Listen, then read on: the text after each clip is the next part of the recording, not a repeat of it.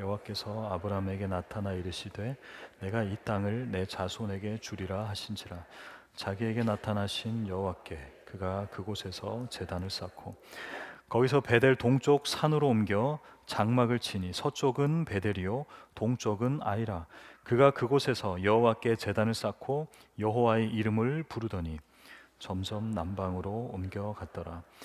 그 땅에 기근이 들었으므로 아브라함이 애굽에 거류하려고 그리로 내려갔으니 이는 그 땅에 기근이 심하였음이라. 그가 애굽에 가까이 이르렀을 때 그의 아내 사레에게 말하되 내가 알기에 그대는 아리따운 여인이라. 애굽 사람이 그대를 볼 때 이르기를 이는 그의 아내라 하여 나는 죽이고 그대는 살리리니 원하건대 그대는 나의 누이라 하라. 그러면 내가 그대로 말미암아 안전하고 내 목숨이 그대로 말미암아 보존되리라 하니라. 아브라함이 애굽에 이르렀을 때 애굽 사람들이 그 여인이 심히 아리따움을 보았고 바로의 고관들도 그를 보고 바로 앞에서 칭찬함으로 그 여인을 바로의 궁으로 이끌어 들인지라. 이에 바로가 그로 말미암아 아브라함을 후대함으로 아브라함이 양과 소와 노비와 암수 나귀와 낙타를 얻었더라. 여호와께서 아브라함의 아내 사레의 일로 바로와 그 집에 큰 재앙을 내리신지라. 바로가 아브라함을 불러서 이르되 네가 어찌하여 나에게 이렇게 행하였느냐? 내가 어찌하여 그를 내 아내라고 내게 말하지 아니하였느냐? 내가 어찌 그를 누이라 하여 네가 그를 데려다가 아내를 삼게 하였느냐? 내 아내가 여기 있으니 함께 읽습니다. 바로가 사람들에게 그의 일을 명하매 그들이 그와 함께 그의 아내와 그의 모든 소유를 보내었더라. 아멘. 자리에 앉으십니다. 지난 주일에 믿음은 떠남이다라는 제목으로 말씀을 나누었습니다. 익숙한 것뿐만 아니라 이유라고 하는 것으로부터 떠나는 것이다라고 나눴죠. 오늘 이번 주일의 제목 믿음은 드으크이다. 뭘까요? 네, 들이킴? 네, 돌이킴이다라는 것입니다. 무엇으로부터의 돌이킴이 필요한지 알아보겠습니다. 여호와 하나님의 언약, 약속, 축복, 그리고 아브라함의 순종으로 마침내 가나안 땅으로 들어갑니다. 그 후에 6절부터 한 7, 8절, 9절까지 그 언약의 여운이 진하게 남는 듯 합니다. 6절에 이렇게 기록되어 있는데요. 아브라함이 그 땅을 지나 세겜 땅 모래 상수리 나무에 이르니 그 땅을 지나 그 땅이라면 가나안 땅입니다, 여러분. 가나안 땅의 경계선을 뚫고 지나서 모래 상수리 나무 세겜 땅에 이르렀다라는 것입니다. 사실 세겜이라는 땅은요. 세겜이라는 땅은 가나안 땅의 중심부에 있습니다. 남과 북을 잇는 가장 중심에 있고요. 뭐 좌우 동서로 봐도 중심부에 있습니다. 사진 한번 보여드릴게요. 이스라엘의 전체 사진인데요. 지금 동그라미 쳐놓은 저 땅, 저 세겜이 바로 지금 말씀하신 그 지역. 이스라엘의 사실상 가장 중앙 부분에 있는 것입니다. 그래서 세겜 땅은 교통의 요충지기도 했겠죠. 그리고 대도시였어요. 그리고 이스라엘에게 있어서 가장 중요했던 축복과 저주가 있었던 에발산과 그리심산 들어보셨죠? 그 에발산과 그리심산 사이에 있는 게 바로 이 세겜 땅이었습니다. 그러니 이 세겜이라는 곳은 정치적으로, 지리적으로, 군사적으로, 그리고 종교적, 영적으로도 핵심, 심장부였다라는 것입니다. 즉 아브라함은 가나안 땅의 가장 정중앙에 도착한 것입니다. 양궁으로 표현해 볼까요? 양궁으로 치면 몇 점일까요? 10점 만점. 이거 이러면 안 되죠. 10점 만점에 10점. 불사이. 관역 정중앙을 뚫은 거예요. 왜 한국 궁사수들 그 카메라 탁 뚫는 거 보셨죠? 정말 그 지점으로 지금 아브라함은 온 것입니다. 그 지점이 어디라고요? 세겜입니다. 잘 간 것 같죠, 그죠? 잘 간 것 맞습니다. 그런데 이 6절에 세겜에 머물렀다 왔다라고 했는데 그 뒤에 또 한 문장을 덧붙여요. 어떤 문장인가? 바로 그때 가나안 사람이 그 땅에 거주하였더라라고 하는 부분입니다. 그때 가나안 땅에 그 땅 사람들이 거주하였다. 당연하겠죠. 그 땅은 가장 핵심 지역이었는데요. 여러분, 이곳이 개발된다라는 소문이 난다 생각해 보십시오. 그러면 이 땅은 어떻게 될까요? 비워둘까요? 아니요. 그 누군가가 먼저 선점을 했을 것입니다. 당연히 가나안 사람들도 이 세겜 땅에 선점 미리 들어와 있었겠죠. 원주민들이 있었다라는 것입니다. 그리고 아까 했던 표현 중에 모래 상수리 나무라고 하는 표현이 있죠. 모래 상수리 나무. 상수리 나무는 알겠는데 모래는 무엇인가? 모레흐라는 히브리어는요, 교사, 가르치는 자라는 뜻입니다. 이 세겜 땅을 모래 상수리 나무 앞 세겜이다라고 얘기하고 있거든요. 뭐를 가르치는 걸까요? 이때 당시는 사실 율법도 아직 주어지지 않았죠. 그러니 율법 학자는 아니었을 거예요. 그리고 세겜 땅은 이미 이방의 땅이죠. 뭐를 가르쳤을까요? 네, 당연히 이방에 대한 것을 가르쳤는데 조금 더 현실적으로 접근하자면 점쟁이, 점술사였다는 것입니다. 왜 지금 우리도 원주민 사역을 가보면 거기서 이제 주술하시는 그 마을의 어르신들 있죠. 그러한 느낌, 그걸 바로 모레흐라고 이야기하고 있습니다. 그러니까 이곳 세겜은 이방 종교의 핵심 본거지였다라는 것입니다. 지리적으로도, 종교적으로도, 영적으로도 이 세겜 땅은 이방 땅 한가운데였다라는 것입니다. 자, 도착했어요. 뭐 해야 될까요, 여러분? 여러분 뭐 하실래요? 뭘 해야 될까요? 지금 아브라함은 굉장히 뜨겁습니다. 그래서 그런지 7절에 이 행위를 합니다. 7절, 여호와께서 아브라함에게 이르시되 내가 이 땅을 내 자손에게 보여주리라 하신지라. 자기에게 나타나신 여호와께 그가 그곳에서 제단을 쌓고. 하나님께서 아브라함에게 내가 너에게 보여줄 땅으로 가라고 하시죠. 보여줄 땅이 바로 이 땅인 거예요, 사실. 그죠? 그래서 아브라함이 도착을 했고, 도착해서 보니까 여기가 거기야 라고 얘기하시는 겁니다. 그러니 왔고 와서 그곳이다라고 얘기해 주신 거죠. 그런데 그곳에서 뭘 했다고요? 제단을 쌓았다라고 얘기합니다. 여러분, 우리가 이걸 흘려들으면 안 돼요. 우리는 그냥 예배하는 게 익숙하죠. 예배가 편합니다. 여러분, 이 예배의 자리에 오실 때 예배를 방해하는 가장 큰 적은 누구이던가요? 여러분, 예배를 못 드리게 하는 내 삶 속에서 예배 방해꾼은 누구입니까? 바로 나입니다, 여러분. 나 자신입니다. 나의 게으름일 수도 있고요. 나의 감정일 수도 있고요. 내 자신의 어떠함일 수 있습니다. 뭐 아내랑 싸워서, 남편이랑 부부싸움에서 예배 못 나오겠어요? 그럴 수 있지만 그 부부싸움의 근원은 누구입니까? 바로 나입니다, 여러분. 나라고요. 우리는 자유롭게 예배 드리지만 이 예배를 내가 드리지 못하게 나라는 존재가 방해하지만, 지금 오늘 본문에서는 나라는 존재가 아니라 아브라함이라는 존재가 마음 열고 예배를 드린다라는 거예요. 마음껏. 어디서요? 이 세겜 땅에서 드립니다. 자, 그러면 생각해 보시죠. 세겜에 거주하는 그 이방 민족들의 입장에서는 이 아브라함의 행위가 어떤 행위였나요? 이 아브라함의 행위가 뭐처럼 느껴질까요? 지금 아브라함에게 꽤 많은 군사가 있거든요. 또 많은 식솔들, 가축들이 있습니다. 자, 그 행위가 이방 민족 세겜 땅에 사는 사람들에게는 어떤 행위일까요? 뭐라고 느껴질까요? 공격이죠. 위협입니다. 마치 이런 것입니다. 이 예배당에 불교 스님이 쳐들어와서 여기다가 불상을 떡하니 놓는 것과 마찬가지라는 것입니다. 지금 아브라함은 단순히 그냥 감사하다, 예배 드리자, 이게 아닙니다, 여러분. 약속하신 땅에 들어왔고 그 땅의 가장 심장부에서 그 심장에다가 깃발을 꽂는 것입니다, 여러분. 무엇으로요? 예배로요. 그러기에 이 제단을 쌓는 것은 영토권의 선포라는 것입니다. 이 땅은 누구 것이다? 여호와 하나님의 것이다. 이 땅은 당신들이 섬기는 바알의 것이 아니다. 이 땅은 여호와 하나님의 것이다라는 겁니다. 그러니 여러분, 어딜 가든 우리는 예배해야 합니다. 그 예배 행위는 무엇을 의미하나요? 이 땅은 하나님이 주인이시다라는 거예요. 그 마음으로, 심장으로, 그 심장부에 깃발을 꽂은 것입니다, 여러분. 뭐 여기까지 좋습니다.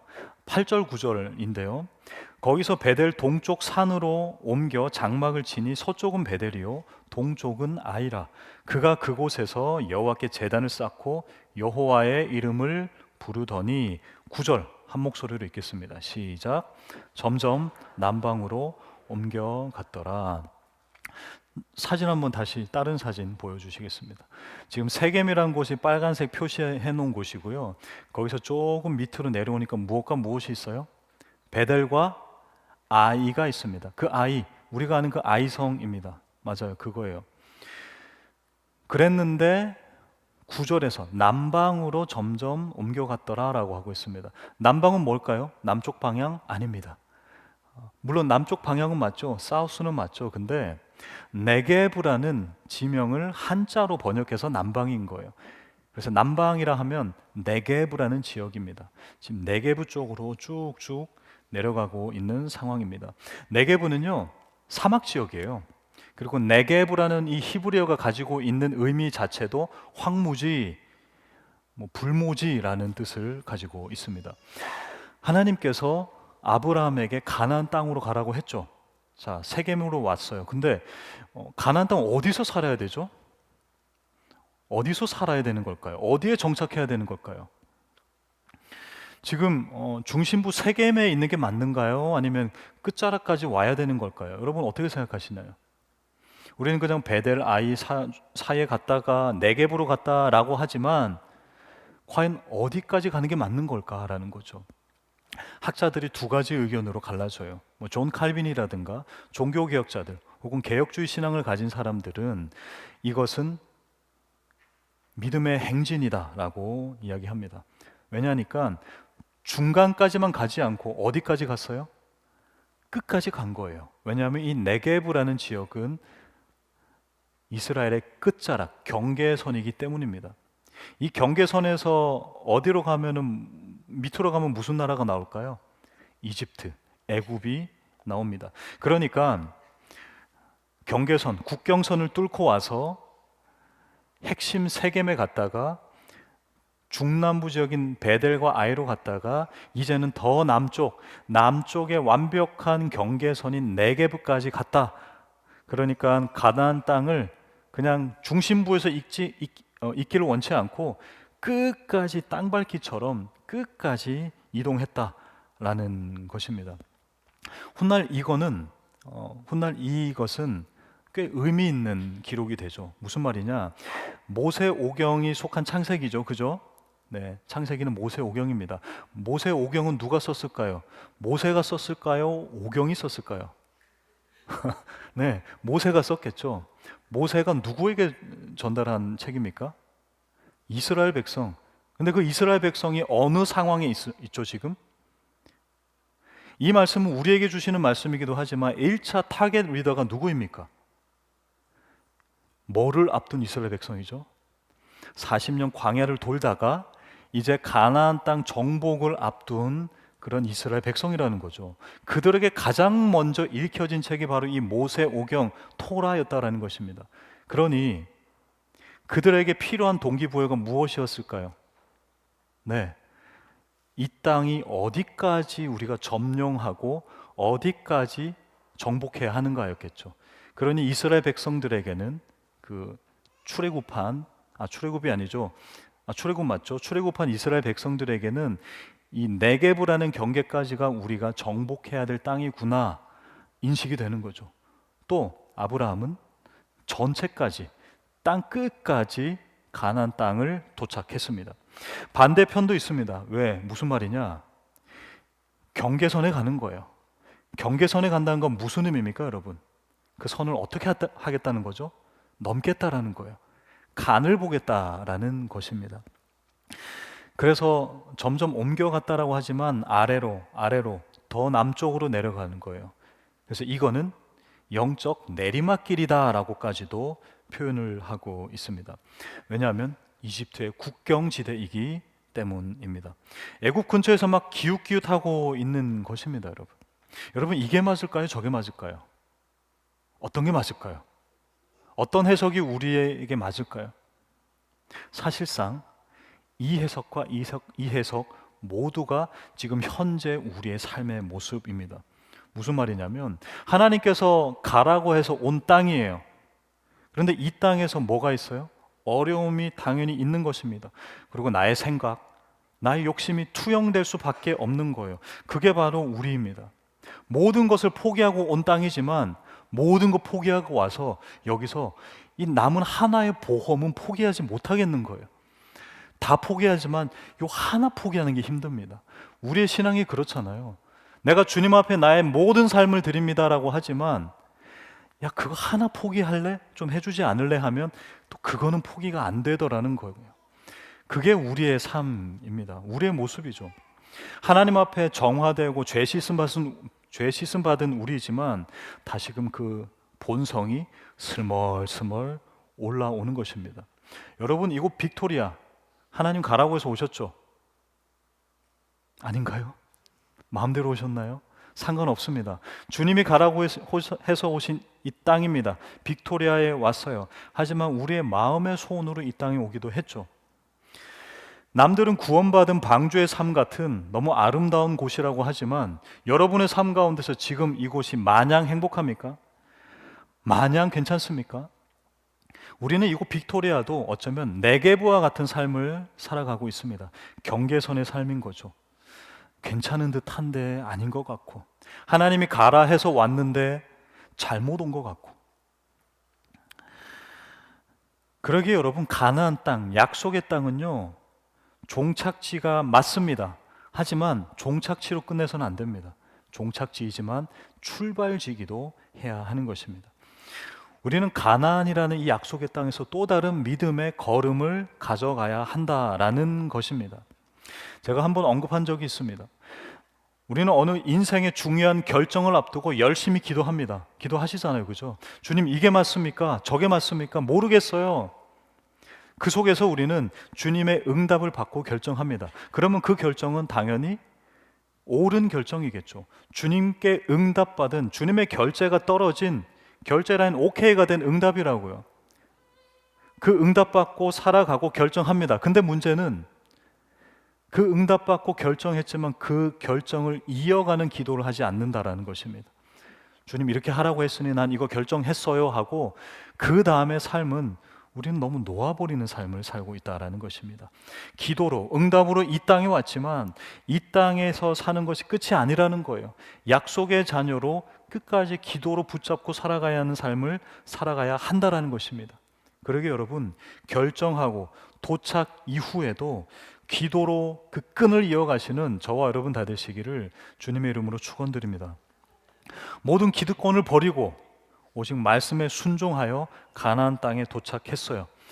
그런 그를 뭐가 기다리고 있겠어요? 가나안 땅은 흔히 젖과 꿀이 흐르는 땅이라고 하죠. 하지만 젖과 꿀이 아니에요. 기근이 찾아옵니다. 가뭄이 옵니다. 여러분, 제가 이 본문을 읽으면서 저 역시도 짧긴 하지만 이곳에 오면서의 마음, 그리고 여러분도 이곳 빅토리아에 오면서의 그 마음이 너무 느껴지더라는 거예요.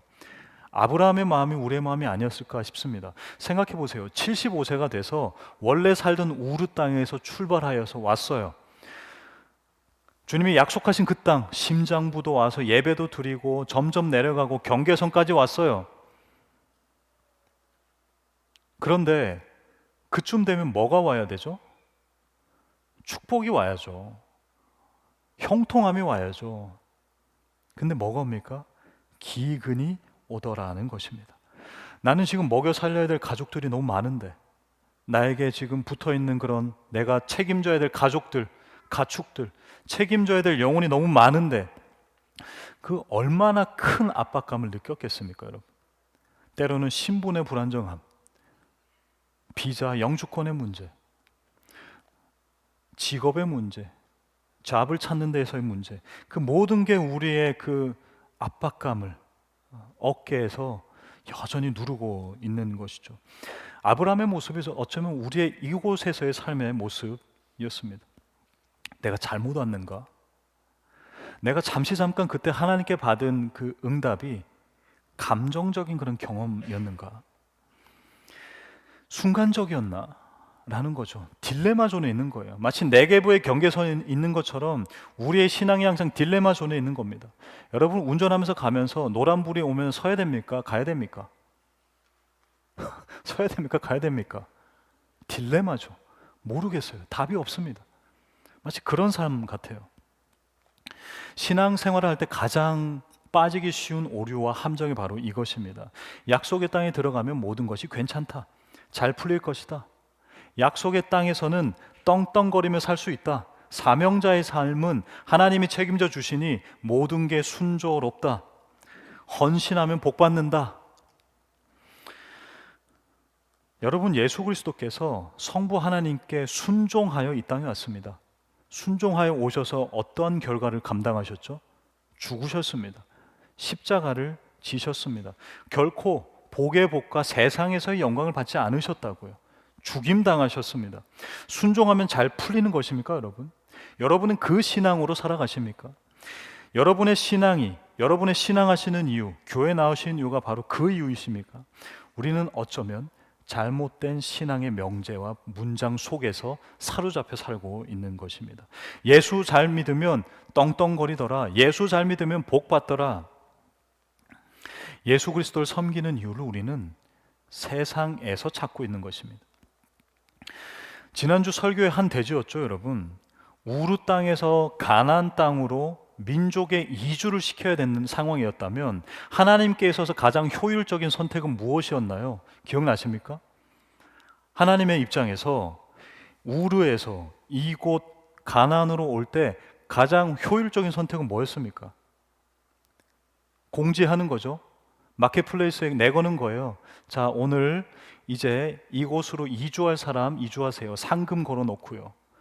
주님께서 아브라함에게 주실 축복을 먼저 걸어 놓는 거죠. 보여주고 이거 받습니다 하면 사람들이 어떻게 할까요?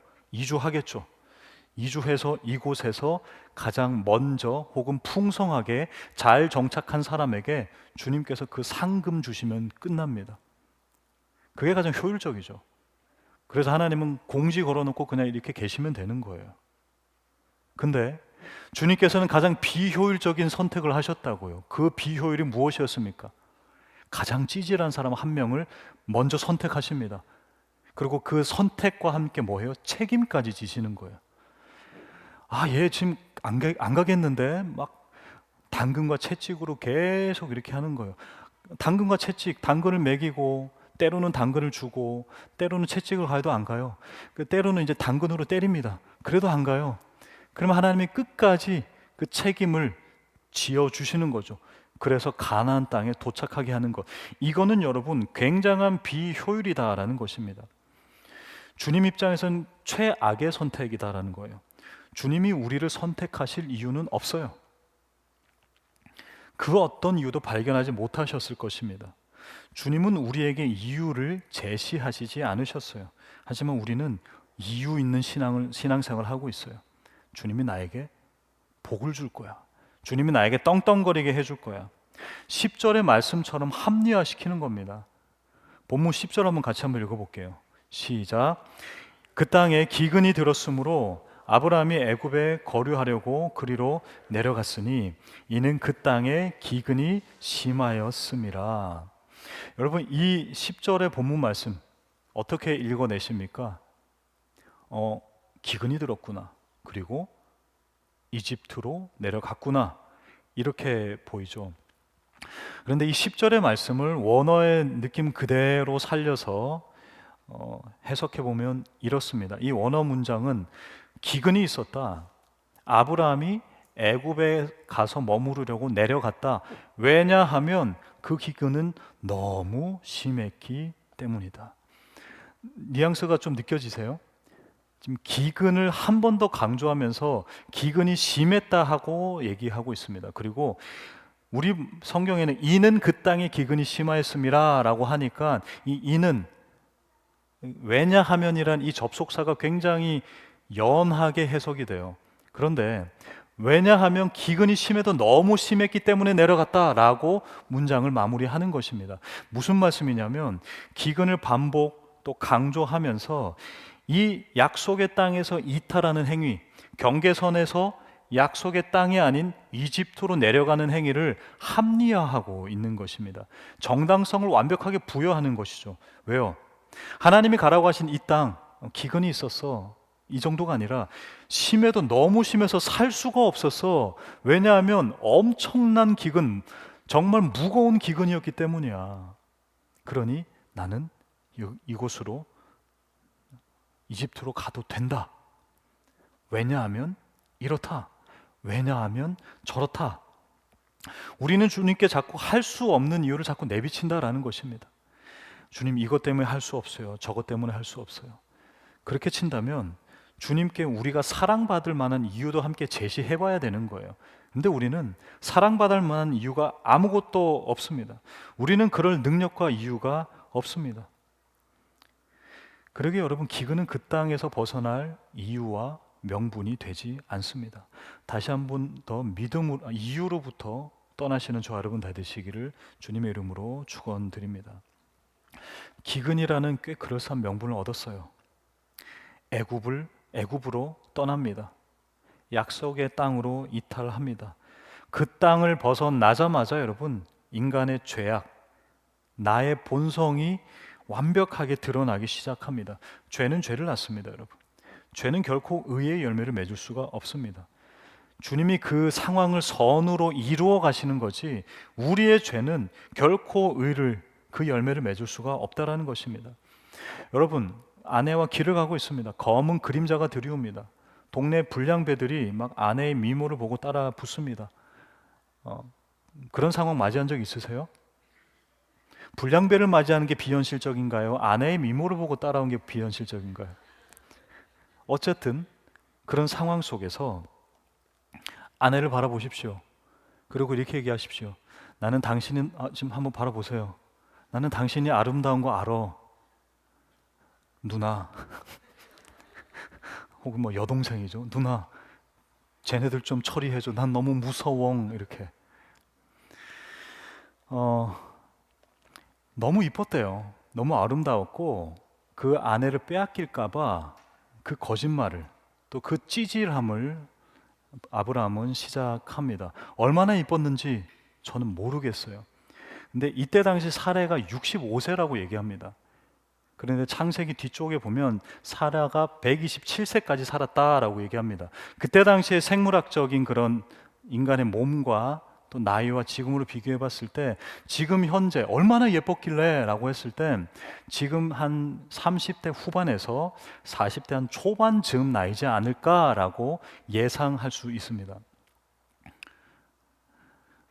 인간의 노화를, 특별히 여성의 노화를 빨리 하는 게 뭡니까? 끊임없는 출산과 육아죠. 한 번 아기 낳으면 에너지가 엄청 빠지죠. 건강도 있습니다. 근데 지금 사례는 어떤 상태예요? 11장에서 불임이었다라고 얘기하죠. 그러니 사실 베이비 페이스, 동안을 유지할 수 있는 거예요. 그리고 지금 족장의 아내입니다. 한국말로 사모님이에요. 그러니 그 사모님이 뭐 그렇게 거친 일을 하겠어요? 뭐 양을 본인이 쳐야겠습니까? 그럴 필요가 없는 거죠. 그러니 노화와 그 미모가 여전히 유지될 수 있지 않았을까라고 생각하고 유추할 수가 있는 것입니다. 그 아름다운 사라를 냅두고 아브라함은 완벽하게 인간적인 모습을 보여주죠. 여러분, 그 남편과 어찌 살 수 있겠습니까? 여러분이 사라라면 그 남편과 어찌 삶만 떼어 계속 살아갈 수 있겠냐고요. 믿음의 조상 아브라함이란 말이 너무 무색하죠. 어쩌면 믿음의 조상 아브라함이 그의 아내 믿고 너무 자신의 생명을 보존하려 한 또 다른 믿음의 조상 같은 느낌도 듭니다. 결국 주님께서 그 바로에게 그 건드리지 마라고 뭐 알려주셨거나 창세기 20장이 똑같은 상황, 똑같은 찌질함을 시전합니다. 아브라함이. 그때 그랄 왕 아비멜렉에게 주님이 꿈으로 나와서 현몽해 주세요. 그래서 성경학자들은 아마 이 바로에게도 똑같이 하나님이 꿈으로 알려주셨을 것이다 라고 유추하고 있습니다. 그런데 여러분, 중요한 것은요, 지금 한 사람의 인격과 가정의 파탄 문제가 아닙니다.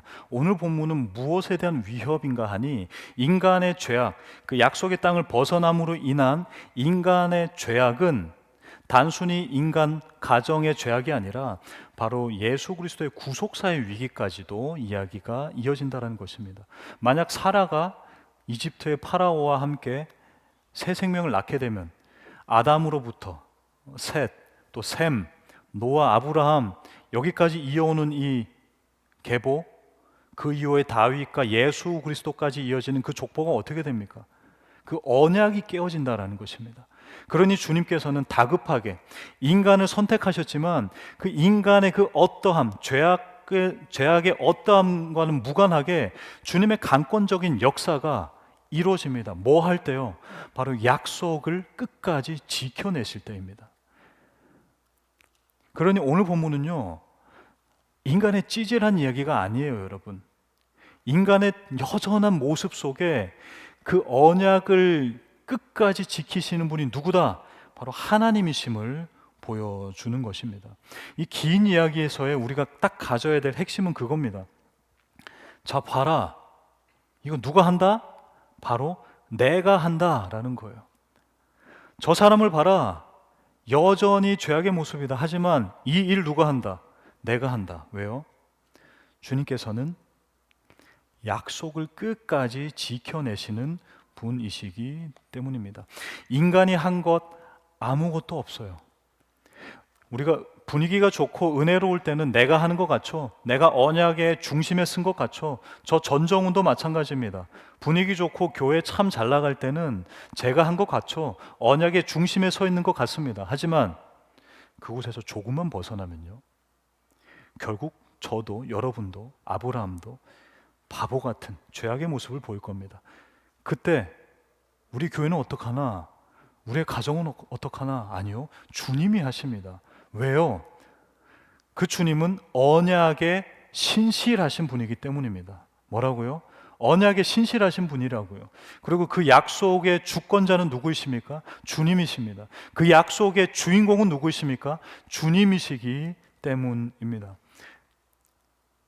이게 바로 은혜라는 거예요, 여러분. 내가 아무리 부족해도 그 약속이 여전히 유효한 것, 이것을 은혜라고 얘기합니다, 여러분. 내가 할만해서 내가 열심히 살았기에 이것을 얻으면 뭐예요? 소득이에요. 근데 나의 공로가 아무것도 없는데 이 많은 것을 얻으면 뭐예요? 은혜라고 얘기한다고요. 아브라함은 이 찌질함과 죄악의 모습을 보이고 나서 뭘 얻어요? 사라를 다시 얻고요. 소유물, 바로로부터 받은 그 결혼 지참금이죠. 그 지참금을 또 더불어 받습니다. 은혜라고요, 여러분. 은혜입니다. 여러분, 은혜란 게 굉장히 좋은 단어 같죠? 근데 이 은혜의 또 다른 반대편에서는 무슨 일이 일어나는 줄 아세요? 불공평함이 일어납니다. 왜요? 바로 입장에서 생각해 볼까요? 그냥 아름다운 사람이 있길래 초청했어요. 인격적이죠. 궁으로 아내로 하겠다 했어요. 왜? 미혼이니까. 같이 첫날 밤을 보내려 하는데 하나님이 알려주시죠. 건드리지 마. 유부녀야 라고 하는 거예요. 근데 그 전에 지참금을 보냈는데 그거 가져와야 될 거 아니에요. 근데 그냥 다 줘버립니다. 바로 입장에서는 불공평함이라고요. 근데 이 언약의 수혜자 입장에서는 이것이 은혜라고요, 여러분. 그러게 여러분 기억하셨으면 좋겠습니다. 우리는 이 언약의 불공평함을 그 이익을 누리고 사는 은혜의 사람입니다. 그걸 기억하셨으면 좋겠습니다. 그러니 여러분 돌이키십시오. 마무리입니다. 어디로 돌이켜야 할까요? 그 약속의 땅 안에 있을 때 그가 가장 용맹스럽고 용감하게 깃발을 꽂았던 그곳으로 돌이키십시오. 그곳이 어디입니까, 여러분? 세겜입니다. 그 세겜에서 뭘 했는데요? 제단을 쌓았습니다. 나의 언약이 희미한 것 같고 주님이 나로부터 멀어진 것 같고 나는 이 땅에 괜히 왔나 싶고 나의 모든 일이 안 풀릴 때 우리는 계속 애굽으로 가서는 안 돼요. 애굽으로 가면 계속 애굽일 것입니다. 그때 우리가 돌이켜야 합니다. 어디로요? 세겜으로요. 언약이 가장 느껴졌던 그때로요. 하나님의 그 은혜가 가장 풍성했던 그때로요. 그것을 예배라고 이야기하고 있습니다. 그러니 여러분, 사역하다 지치면 예배 현장으로 오십시오. 사역하다 지치면 더 많은 일을 하지 말고 제단 쌓는 이 앞으로 돌이켜야 한다라는 것입니다. 그러기에 여러분, 믿음은 세겜으로의 돌이킴입니다. 믿음은 제단으로, 예배로의 돌이키심을 기억하시는 저와 여러분 다 되시기를 주님의 이름으로 축원드립니다. 우리 함께 이 찬양 하겠습니다.